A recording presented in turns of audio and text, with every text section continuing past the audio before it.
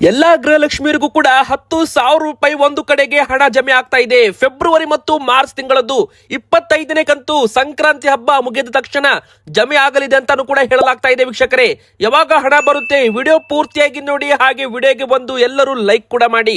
Bumper good news ಅಂತಾನೆ ಹೇಳ್ಬೋದು ಗೃಹಲಕ್ಷ್ಮಿಯರಿಗೆ. ಇನ್ನು ರೇಷನ್ ಕಾರ್ಡ್ ಇದ್ದವರು ಕೂಡ ವಿಡಿಯೋ ಪೂರ್ತಿಯಾಗಿ ನೋಡಿ, ವಿಡಿಯೋಗೆ ಲೈಕ್ ಮಾಡಿ. ನಿಮ್ಮ ಹತ್ತಿರ ಯಾವ ಕಾರ್ಡ್ ಇದೆ ಕಮೆಂಟ್ ಮಾಡಿ. ಎದಕ್ಕಂದ್ರೆ ವೀಕ್ಷಕರೇ, BPL ಕಾರ್ಡ್ ಇದ್ದವರಿಗೆ ಮುಂದಿನ ತಿಂಗಳಿನಿಂದ ಅಕ್ಕಿ ಜೊತೆಗೆ ಎಲ್ಲಾ ವಸ್ತುಗಳು ಫ್ರೀ ಆಗಿ ಕೊಡಲಾಗ್ತಾ ಇದೆ. ಮತ್ತೆ ಈ ತಪ್ಪು ಮಾಡಿದ್ರೆ ಇನ್ ಮುಂದೆ 1 ಲಕ್ಷ ದಂಡ, 3 ವರ್ಷಗಳ ಕಾಲ ಜೈಲು ಶಿಕ್ಷೆ. ಹೌದು, ಈ ಒಂದು ಹೊಸ ಕಾನೂನು ಕರ್ನಾಟಕದಲ್ಲಿ ಜಾರಿಯಾಗ್ತಾ ಇದೆ. ಇನ್ನು ವಾಹನ ಸವಾರರು ಇನ್ ಮುಂದೆ ಟ್ರಾಫಿಕ್ ರೂಲ್ಸ್ ಗಳನ್ನ ಬ್ರೇಕ್ ಮಾಡಿದ್ರೆ ಕೇವಲ ದಂಡ ಮಾತ್ರ ಅಲ್ಲ, FIR ಕೂಡ ನಿಮ್ಮ ಮೇಲೆ ಹಾಕ್ತಾರೆ. ಜೈಲೂಟ ಫಿಕ್ಸ್ ಅಂತಾನೆ ಹೇಳ್ಬಹುದು. ವೀಕ್ಷಕರೇ, ವಾಹನ ಸವಾರರು ವಿಡಿಯೋ ಪೂರ್ತಿಯಾಗಿ ನೋಡ್ತಾ ಇರಿ. ಇನ್ನೊಂದು ಕಡೆಗೆ ಕರ್ನಾಟಕದ ಬಜೆಟ್ ಕೂಡ ಈಗ ಮಂಡನೆ ಆಗ್ತಾ ಇದೆ. ಹೌದು, ಮುಖ್ಯಮಂತ್ರಿ ಸಿದ್ದರಾಮಯ್ಯನವರೇ ಈ ಬಾರಿ ಬಜೆಟ್ ಅನ್ನ ಮಂಡನೆ ಮಾಡಲಿದ್ದು, ಈ ಬಾರಿ ಯಾರಿಗೆಲ್ಲ ಸಿಹಿ ಸುದ್ದಿ ಸಿಗಲಿದೆ ಅದು ಕೂಡ ವಿಡಿಯೋದಲ್ಲಿ ನೋಡೋಣ. ಇನ್ನು ವೀಕ್ಷಕರೇ, ಕೇಂದ್ರ ಸರ್ಕಾರದ ಜನಗಣತಿ ಕೂಡ ಪ್ರಾರಂಭವಾಗ್ತಾ ಇದೆ. ಹೌದು ವೀಕ್ಷಕರೇ, ನಿಮ್ಮ ಮನೆಗೆ ಮತ್ತೆ ಶಿಕ್ಷಕರು ಅಧಿಕಾರಿಗಳು ಬಂದು ಪ್ರಶ್ನೆಗಳನ್ನ ಕೇಳ್ತಾರೆ. ಯಾವೆಲ್ಲ ಪ್ರಶ್ನೆಗಳನ್ನ ಕೇಳಬಹುದು ಅದರ ಬಗ್ಗೆನೂ ಕೂಡ ಅಪ್ಡೇಟ್ ನೋಡ್ತಾ ಹೋಗೋಣ. ಇನ್ನು ಕೊನೆಯದಾಗಿ ಬಂಗಾರ ಮತ್ತು ಬೆಳ್ಳಿ ಆಭರಣ ಪ್ರಿಯರಿಗೆ ಕೊನೆಗೂ ಶಾಕ್ ಕೊಟ್ಟು ಬಂಗಾರ. ಹೌದು ವೀಕ್ಷಕರೇ, ಬಂಗಾರ ಮಾತ್ರ ಅಲ್ಲ, ಬೆಳ್ಳಿ ದರವು ಕೂಡ ಇತಿಹಾಸದಲ್ಲೇ ಭಾರತದಲ್ಲಿ ಎಲ್ಲಾ ದರವನ್ನ ಬ್ರೇಕ್ ಮಾಡಿ ಮುಂದೆ ನುಗ್ಗಿದೆ ಅಂತಾನೆ ಹೇಳ್ಬಹುದು. ಈಗ ಬಂಗಾರ ಮತ್ತು ಬೆಳ್ಳಿ ಖರೀದಿ ಮಾಡೋರು ಏನ್ ಮಾಡಬೇಕು, ಯಾವಾಗ ಖರೀದಿ ಮಾಡಬೇಕು, ಇನ್ನು 10 ಗ್ರಾಮ್ ಚಿನ್ನದ ಬೆಲೆ ಎಷ್ಟಾಗಿದೆ, ಇವತ್ತು ಎಷ್ಟು ಬೆಲೆ ಏರಿಕೆ ಆಗಿದೆ, ಎಲ್ಲಾ ಕೂಡ ಡೀಟೇಲ್ ಆಗಿ ನೋಡ್ತಾ ಹೋಗೋಣ.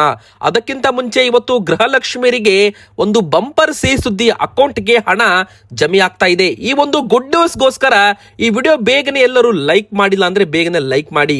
ಇನ್ನು BPL ಕಾರ್ಡ್ ಇದ್ದವರೆಗೂ ಬಂಪರ್ ಸುದ್ದಿ ಇರೋದ್ರಿಂದ ಬೇಗನೆ ವಿಡಿಯೋಗೆ ಲೈಕ್ ಮಾಡಿ. ಅದೇ ತರ ಕಮೆಂಟ್ ಬಾಕ್ಸ್ ಅಲ್ಲಿ ನಿಮ್ಮ ಊರಿನ ಹೆಸರನ್ನ ಕಮೆಂಟ್ ಮಾಡೋದ್ರ ಜೊತೆಗೆ ಪ್ರತಿಯೊಬ್ಬರು ಕೂಡ ಗೃಹಲಕ್ಷ್ಮಿಯವರು ನಿಮಗೆ 24ನೇ ಕಂತು ಹಣ ಬಂತ ಎಸ್ ಆರ್ ಎಂಬುದರ ಮೂಲಕ ಕಮೆಂಟ್ ಮಾಡಿ. ಎದಕ್ಕಂದ್ರೆ ಈಗ 25, 26ನೇ ಕಂತು ಹಣ ಜಮೆ ಬಗ್ಗೆ ಅಪ್ಡೇಟ್ ಬಂದಿದೆ. ಹಾಗೆ ಸಬ್ಸ್ಕ್ರೈಬ್ ಕೂಡ ಮಾಡ್ತಾ ಇರಿ ವೀಕ್ಷಕರೇ. ಹೌದು, ಈಗ ಸದ್ಯಕ್ಕೆ ನಿಮ್ಮ ಅಕೌಂಟ್ಗೆ 4,000 ರೂಪಾಯಿ ಡೈರೆಕ್ಟ್ ಆಗಿ ಜಮೆ ಮಾಡಲು ಸರ್ಕಾರ ತೀರ್ಮಾನ ಮಾಡಿದೆ. ಹೌದು, ಹಣಕಾಸು ಇಲಾಖೆಗೂ ಕೂಡ ಹಣ ಬಿಡುಗಡೆ ಮಾಡುವಂತೆ ಸೂಚನೆ ಕೊಟ್ಟಿರುವಂತದ್ದು. ವೀಕ್ಷಕರೇ, ಈ ಮಾತು ನಾವ್ ಹೇಳ್ತಾ ಇಲ್ಲ, ಖುದ್ದು ಸಚಿವೆ ಲಕ್ಷ್ಮಿ ಹೆಬ್ಬಾಳ್ಕರ್ ಮೇಡಮ್ ಅವರೇ ಇದರ ಬಗ್ಗೆ ಒಂದು ಅಪ್ಡೇಟ್ ಅನ್ನ ಕೊಟ್ಟಿದ್ದಾರೆ. ವೀಕ್ಷಕರೇ, ಇಲ್ಲಿ 4,000 ರೂಪಾಯಿ ನಿಮ್ಮ ಅಕೌಂಟ್ಗೆ ಡೈರೆಕ್ಟ್ ಆಗಿ ಜಮೆ ಆಗುತ್ತೆ ಇದೇ ತಿಂಗಳು. ಈ ವಿಡಿಯೋಗೋಸ್ಕರ ಬೇಗನೆ ಒಂದು ಲೈಕ್ ಮಾಡಿ. ಎಲ್ಲಾ ಗೃಹಲಕ್ಷ್ಮಿಯರು ನಿಮಗೆ ಬಂಪರ್ ಸುದ್ದಿ ಅಂತಾನೆ ಹೇಳ್ಬಹುದು. ಎದಕ್ಕಂದ್ರೆ ಈಗ 24ನೇ ಕಂತು ಹಣ ಹಾಕಲಾಗಿದೆ. 24ನೇ ಕಂತು ಹಣ ಈಗ ಜಮೆ ಆಗಿದೆ. ಅದು ಸೆಪ್ಟೆಂಬರ್ ತಿಂಗಳವರೆಗೂ ಆಗಿದೆ. ಆದ್ರೆ 2025ರ ಫೆಬ್ರವರಿ ಮತ್ತು ಮಾರ್ಚ್ ತಿಂಗಳ ಹಣ, 2 ತಿಂಗಳ ಕಂತು 4,000 ರೂಪಾಯಿ ಹಣ ಏನಿದೆ ನೋಡಿ, ಮುಖ್ಯಮಂತ್ರಿ ಸಿದ್ದರಾಮಯ್ಯನವರು ಹಣಕಾಸು ಇಲಾಖೆಯನ್ನ ಹೊಂದಿದ್ದಾರೆ. ಸೊ ಈಗ ಡಿಪಾರ್ಟ್ಮೆಂಟ್ ಕಡೆಯಿಂದ ಹಣ ಬಿಡುಗಡೆ ಆಗ್ತಾ ಇದೆ. ವೀಕ್ಷಕರೇ, ಈ ಒಂದು ಹಣ ನಿಮ್ಮ ಅಕೌಂಟ್ಗೆ ಯಾವಾಗ ಬರುತ್ತೆ ಅಂತ ನೀವು ಪ್ರಶ್ನೆ ಮಾಡೋದಾದ್ರೆ ಅದಕ್ಕೆ ಉತ್ತರವಾಗಿ ನಾವು ಹೇಳೋದೇನೆಂದ್ರೆ ಈ ತಿಂಗಳು ಕೊನೆಯದೊಳಗೆ, ಹೌದು 31ನೇ ತಾರೀಕಿನ ಒಳಗೆ ನಿಮ್ಮ ಅಕೌಂಟ್ಗೆ 4,000 ರೂಪಾಯಿ ಬರಲಿದೆ ವೀಕ್ಷಕರೇ. ಅದಕ್ಕಿಂತ ಮುಂಚೆ ಒಂದು ರೇಷನ್ ಕಾರ್ಡ್ ಇದ್ದವರೆಗೂ ಸಿಹಿ ಸುದ್ದಿ ಬಂದಿದೆ. ಇನ್ನು ಗೃಹಲಕ್ಷ್ಮಿಯರಿಗೆ ಮತ್ತೊಂದು ಇಂಪಾರ್ಟೆಂಟ್ ಅಪ್ಡೇಟ್ ಇದೆ, ವಿಡಿಯೋ ಪೂರ್ತಿಯಾಗಿ ನೋಡ್ತಾ ಇರಿ. ಅದಕ್ಕಿಂತ ಮುಂಚೆ ಸದ್ಯಕ್ಕೆ ಒಂದು ಸಿಹಿ ಸುದ್ದಿ ಬರ್ತಾ ಇದೆ. ಇಂದಿರಾ ಕಿಟ್ಟು ಜನರ ಕೈಗೆ ಸೇರುತ್ತೆ ಯಾವಾಗ ಅಂದ್ರೆ ಫೆಬ್ರವರಿ 10ನೇ ತಾರೀಕಿನ ಒಳಗೆ. ಅಂದ್ರೆ ನಿಮಗೆ ನೆಕ್ಸ್ಟ್ ಬರೋ ತಿಂಗಳಿನಿಂದಲೇ BPL ಕಾರ್ಡ್ ಇದ್ದ ಅನ್ನಭಾಗ್ಯ ಫಲಾನುಭವಿಗಳಿಗೆ, ಕೋಟ್ಯಾಂತರ ಫಲಾನುಭವಿಗಳಿಗೆ ಇನ್ ಮುಂದೆ ಅಕ್ಕಿ ಮಾತ್ರ ಅಲ್ಲ, ಅಕ್ಕಿ ಜೊತೆಗೆ ಕಾಂಗ್ರೆಸ್ ಸರ್ಕಾರದಿಂದ ನಿಮಗೆ ಇಂದಿರಾ ಕಿಟ್ ಕೂಡ ವಿತರಣೆ ಮಾಡಲಾಗುತ್ತೆ. ಹೌದು ವೀಕ್ಷಕರೇ, ಇದು ಅಧಿಕೃತವಾಗಿ ಬಂದಿರೋ ಆದೇಶವಂತ ಹೇಳ್ಬಹುದು. ಮುಂದಿನ ತಿಂಗಳಿನಿಂದಲೇ ನಿಮಗೆ ಅಕ್ಕಿ ಜೊತೆಗೆ ಇಂದಿರಾ ಕಿಟ್ ಕೂಡ ಸಿಗಲಿದೆ ವೀಕ್ಷಕರೇ. ಇನ್ನು ಗೃಹಲಕ್ಷ್ಮಿಯರಿಗೆ ಮತ್ತೊಂದು ಸಿಹಿ ಸುದ್ದಿ ಏನಂತ ಅದು ಕೂಡ ನೋಡ್ತಾ ಹೋಗೋಣ. ಅದಕ್ಕಿಂತ ಮುಂಚೆ ಗೃಹಲಕ್ಷ್ಮಿ ಯಾವ ರೀತಿ ಹಣವನ್ನ ಹಾಕ್ತಾ ಇದ್ದಾರೆ ಅಂದ್ರೆ, ಯಾರದ್ದು BPL ಕಾರ್ಡ್ ಇದೆ ನೋಡಿ, APL ಕಾರ್ಡ್ ಇದೆ ನೋಡಿ, ಅದರ ಮುಖಾಂತರ ಅಂದ್ರೆ ರೇಷನ್ ಕಾರ್ಡ್ ನ ಆಧಾರದ ಮೇಲೆ ಸರ್ಕಾರದಿಂದ ಗೃಹಲಕ್ಷ್ಮಿಯರಿಗೆ ಹಣವನ್ನ ಹಾಕ್ತಾ ಇದ್ದಾರೆ. ಅದರ ಬಗ್ಗೆನೂ ಕೂಡ ಅಪ್ಡೇಟ್ ಇದೆ, ನೋಡ್ತಾ ಹೋಗೋಣ.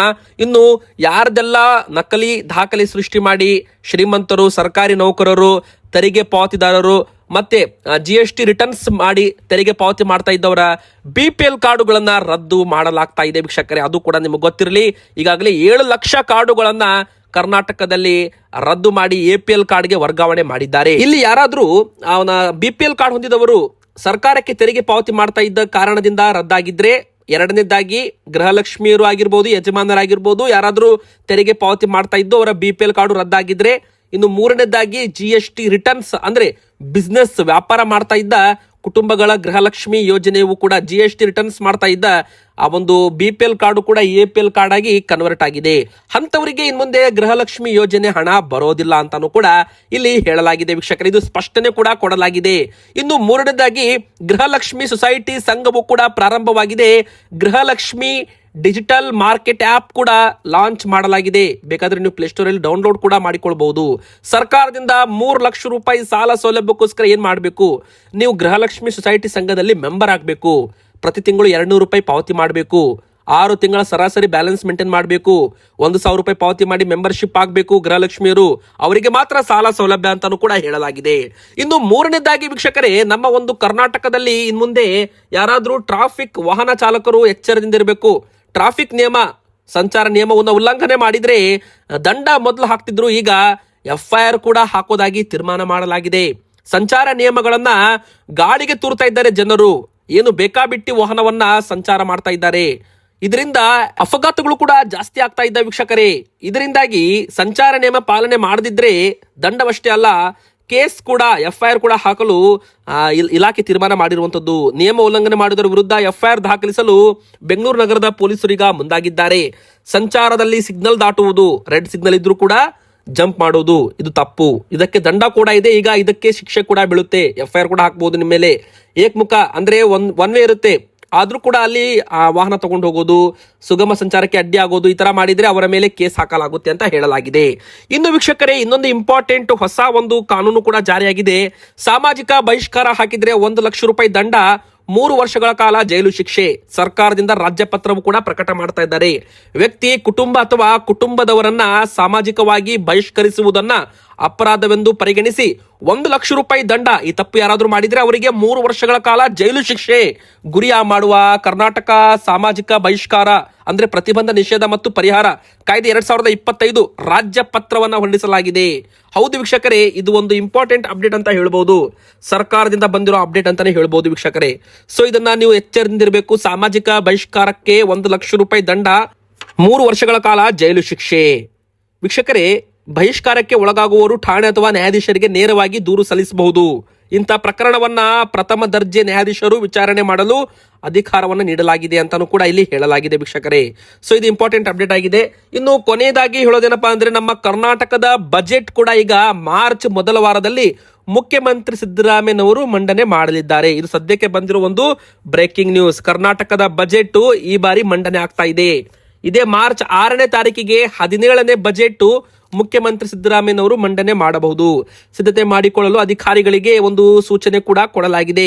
ಹೌದು ವೀಕ್ಷಕರೇ, ಈಗಾಗಲೇ ನಮ್ಮ ಕರ್ನಾಟಕ ಅಂದ್ರೆ ನಮ್ಮ ದಕ್ಷಿಣ ಭಾರತದಲ್ಲಿ ಕರ್ನಾಟಕದ್ದು ಗಾತ್ರದ ಬಜೆಟ್ ಇದೆಯಲ್ಲ, ಅದು ನಂಬರ್ 1 ಅಂತಾನೆ ಹೇಳ್ಬಹುದು. ಯಾಕಂದ್ರೆ 4,51,000 ಕೋಟಿ ಅಂದ್ರೆ 4.51 lakh crores, 4.51 ಲಕ್ಷ ಕೋಟಿ ಅಂತಾನೂ ಕೂಡ ಹೇಳಲಾಗಿದೆ. ಇದು ಬಹುದೊಡ್ಡ ಗಾತ್ರದ ದಾಖಲೆಯ ಬಜೆಟ್ ಅಂತಾನೆ ಹೇಳ್ಬೋದು. ಈ ಬಾರಿ ಬಜೆಟ್ ನಲ್ಲಿ ಕರ್ನಾಟಕ ಸರ್ಕಾರದ 5 ಗ್ಯಾರಂಟಿ ಯೋಜನೆಗಳಿಗೆ ತೃಪ್ತಿಕರ ಅನುದಾನವನ್ನ ಘೋಷಣೆ ಮಾಡಲಿದ್ದಾರೆ. ಯಾಕಂದ್ರೆ ಗ್ಯಾರಂಟಿ ಯೋಜನೆಗಳು ಸಲೀಸಾಗಿ ನಡಿಬೇಕಂದ್ರೆ ಇದಕ್ಕೆ ಹಣಕಾಸು ತುಂಬಾನೇ ಬೇಕಾಗುತ್ತೆ. 1 ಲಕ್ಷ ಕೋಟಿ ರೂಪಾಯಿ ಹಣವನ್ನ ಇದಕ್ಕೆ ಮೀಸಲಿಡಲಾಗ್ತಾ ಇತ್ತು. ಆದ್ರೆ ಈ ಬಾರಿ ಎಷ್ಟು ಕೋಟಿ ಹಣ ಈ 5 ಗ್ಯಾರಂಟಿ ಯೋಜನೆಗಳು ಅಂದ್ರೆ ಗೃಹಲಕ್ಷ್ಮಿ ಯೋಜನೆ ನಂಬರ್ 1 ನಲ್ಲಿ ಇದೆ. ಪ್ರತಿಯೊಬ್ಬರಿಗೂ ಗೃಹಲಕ್ಷ್ಮಿಯರಿಗೆ 2,000 ರೂಪಾಯಿ ಕೊಡ್ಬೇಕಲ್ಲ. ಸೊ ಇಲ್ಲಿ ತುಂಬಾನೇ ಅನುದಾನ ಬಿಡುಗಡೆ ಮಾಡಬೇಕಾಗುತ್ತೆ. ಎರಡನೇದಾಗಿ ಶಕ್ತಿ ಯೋಜನೆ, ಮೂರನೇದಾಗಿ ಯುವ ನಿಧಿ ಯೋಜನೆ, ಅನ್ನಭಾಗ್ಯ ಯೋಜನೆ, ಮತ್ತೆ ಗೃಹ ಜ್ಯೋತಿ ಯೋಜನೆ. ಬನ್ನಿ ಈಗ ಮತ್ತೊಂದು ದೊಡ್ಡ ಬ್ರೇಕಿಂಗ್ ನ್ಯೂಸ್ ಏನಂತ ನೋಡೋಣ. ಕೇಂದ್ರ ಸರ್ಕಾರದ ಜನಗಣತಿ ಕೂಡ ಮೊದಲ ಹಂತದಲ್ಲಿ ಪ್ರಾಯೋಗಿಕವಾಗಿ ಪ್ರಾರಂಭವಾಗ್ತಾ ಇರುವಂತದ್ದು. ವೀಕ್ಷಕರೇ, ನಿಮಗೆ ಗೊತ್ತಿರಬಹುದು, ಕಳೆದ ವರ್ಷದಲ್ಲಿ ಅಂದ್ರೆ ಹೋದ ಒಂದು 3-4 ತಿಂಗಳ ಹಿಂದೆ ಕರ್ನಾಟಕದಲ್ಲಿ ಸಾಮಾಜಿಕ ಮತ್ತು ಶೈಕ್ಷಣಿಕ ಸಮೀಕ್ಷೆಯನ್ನ ಮಾಡಿದ್ರು. ಮನೆಗೆ ಅಧಿಕಾರಿಗಳು, ಶಿಕ್ಷಕರು ಬಂದು 60 ಪ್ರಶ್ನೆಗಳನ್ನ ಕೂಡ ಕೇಳಿದ್ರು. ಈಗ ಮತ್ತೊಮ್ಮೆ ಅದೇ ತರ ನಮ್ಮ ಒಂದು ಕೇಂದ್ರ ಸರ್ಕಾರವು ಕೂಡ ಜನಗಣತಿ ಮಾಡಲಿದೆ. ಏಪ್ರಿಲ್ 1ರಿಂದ ಜನಗಣತಿ ಆರಂಭವಾಗುತ್ತೆ. ಹೌದು, ಏಪ್ರಿಲ್ 1ರಿಂದ ಸೆಪ್ಟೆಂಬರ್ 30ರ ನಡುವೆ ಎಲ್ಲ ರಾಜ್ಯಗಳು ಹಾಗೂ ಕೇಂದ್ರಾಡಳಿತ ಪ್ರದೇಶಗಳಲ್ಲಿ ಮನೆ ಪಟ್ಟಿ ಅಭಿಯಾನ ನಡೆಯಲಿದೆ ಅಂತ ಹೇಳಲಾಗಿದೆ. ಇನ್ನು 2027ರ ಇದು ಬಜೆಟ್ ಆಗಿದೆ. ಆದ್ರೂ ಕೂಡ 2026ರ ಏಪ್ರಿಲ್ ಇಂದಲೇ ಒಂದು ಏನಿದು ಜನಗಣತಿಗೆ ಏನೆಲ್ಲ ಬೇಕು ನೋಡಿ ಸಿದ್ಧತೆಗಳನ್ನ ಮಾಡಿಕೊಳ್ಳಲು ಕೇಂದ್ರ ಸರ್ಕಾರ ಮುಂದಾಗಿರುವಂತದ್ದು. ಏಪ್ರಿಲ್ 1ರಿಂದ ಸೆಪ್ಟೆಂಬರ್ 30ರವರೆಗೂ ಮನೆಗಳನ್ನ ಪಟ್ಟಿ ಮಾಡೋದು.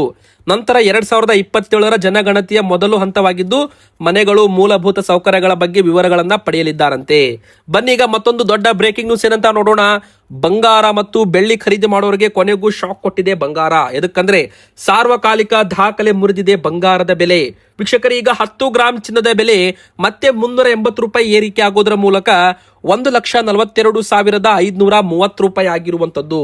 ಇನ್ನು ಎರಡನೇದಾಗಿ ಬೆಳ್ಳಿ ದರವು ಕೂಡ 5,000 ರೂಪಾಯಿ 1 kg ಮೇಲೆ ಏರಿಕೆ ಆಗೋದ್ರ ಮೂಲಕ 2,75,000 ರೂಪಾಯಿ 2,70,000 ರೂಪಾಯಿಂದ 5,000 ರೂಪಾಯಿ ಏರಿಕೆ ಆಗಿದೆ. 2 ದಿನದಲ್ಲಿ 15,000 ರೂಪಾಯಿ ಬೆಳ್ಳಿ ದರ ಏರಿಕೆ ಆಗಿದೆ. 2,75,000 ರೂಪಾಯಿ ಈಗ 1 kg ಬೆಳ್ಳಿ ದರ ಅಂತ ಗುಡ್ ರಿಟರ್ನ್ಸ್ .in ಅಲ್ಲಿ ಹೇಳಲಾಗ್ತಾ ಇದೆ. ಸೊ ವೀಕ್ಷಕರು, ಇದು ಒಂದು ಶಾಕಿಂಗ್ ನ್ಯೂಸ್ ಅಂತಾನೆ ಹೇಳ್ಬೋದು. ಇದಕ್ಕೆ ಡಿಮ್ಯಾಂಡ್ ಜಾಸ್ತಿ ಆಗ್ತಾ ಇದೆ ಬಂಗಾರ ಮತ್ತು ಬೆಳ್ಳಿಗೆ.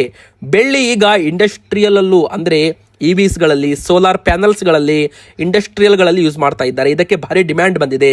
ಇನ್ನು ಬಂಗಾರದ ಬೆಲೆ ಇದಕ್ಕೆ ಜಾಸ್ತಿ ಆಗ್ತಾ ಇದೆ. US ಡಾಲರ್ನ ಎದುರು ಬಂಗಾರಕ್ಕೆ ಇನ್ವೆಸ್ಟ್ಮೆಂಟ್ ಜಾಸ್ತಿ ಆಗ್ತಾ ಇದೆ. ಜನರು ಬ್ಯಾಂಕುಗಳಲ್ಲಿ ಹಣ ಇಡೋದ್ರಿಂದ ಕಡಿಮೆ ಬಡ್ಡಿ ಬರ್ತಾ ಇದೆ ಅಂತ ಬಂಗಾರದಲ್ಲಿ ಇನ್ವೆಸ್ಟ್ಮೆಂಟ್ ಮಾಡ್ತಾ ಇದ್ದಾರಂತೆ.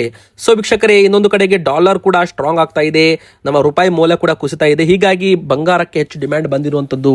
ಇವತ್ತಿಗೆ ಇಷ್ಟ ಆಗಿತ್ತು ವಿಡಿಯೋ. ಇಷ್ಟ ಆದ್ರೆ ವಿಡಿಯೋಗೆ ಲೈಕ್ ಮಾಡಿ, ನಮ್ಮ ಚಾನಲ್ಗೆ ಸಬ್ಸ್ಕ್ರೈಬ್ ಆಗಿ.